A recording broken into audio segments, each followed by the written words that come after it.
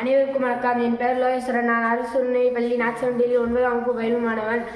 தூய்மை பணியாளர்கள் கீழே குனிஞ்சு கூட்டும் போது அவங்களுக்கு கழிவு நீர் படுறதுனால அவங்களுக்கு பல நோய்கள் உண்டாகுது. அதை தடுக்கும் விதமாக நாங்கள் இந்த மிஷினை கண்டுபிடிச்சிருக்கோம். இதில் பின்னாடி 2 டப்பா இருக்குது. ஒன்றில் பெனாயில் இருக்குது, ஒன்றில் சோப்பு தண்ணி இருக்குது, ஒரு பேட்டரி இருக்குது. இதை நாங்கள் பழைய பொம்மை கார்லேருந்து எடுத்தோம். 2 வால்வு இருக்குது. ஒன்று சோப்பு தண்ணி வால்வு, ஒன்று பெனாயில் வால்வு, ஒரு டேங்க்லேருந்து வர தண்ணி வால்வு, ஒரு சுவிட்ச் இருக்குது, ஒரு மோட்டார் இருக்குது. இதுவும் நாங்கள் பழைய பொம்மை கார்லேருந்து எடுத்தது தான்.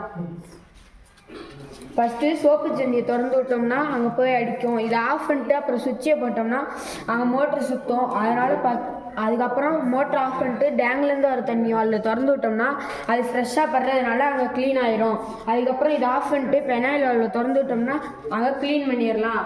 நாங்கள் நம்ம கிட்டே போகவே தேவையில்லை. இதனால் அவங்களுக்கு பல நோய்கள் வரதை நாங்கள் தடுக்கிறோம். இது அரசாங்க நடவடிக்கை கொண்டு வந்துச்சுன்னா அவங்களுக்கு ரொம்ப யூஸ்ஃபுல்லாக இருக்கும். இப்போ நான் செஞ்சு காமிக்க போகிறேன். முதல்ல சோப்பு தண்ணி வால்வை திறக்கிறேன். அதெல்லாம் ஊற்றுது. இப்போ ஆஃப் பண்ணிட்டேன். மோட்ரு போட்டுவிட்றேன். அது சுற்றுது. இப்போ ஆஃப் பண்ணிட்டேன். டேங்க்லேருந்து வர தண்ணியை திறந்து விட்றேன்.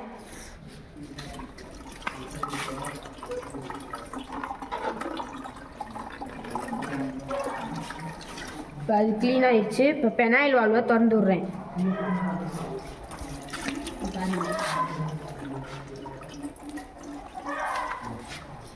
நம்ம கிட்ட போகவே தேவையில்லை. இதனால அவங்களுக்கு பல நோய்கள் வரதை நாங்கள் தடுக்கிறோம்.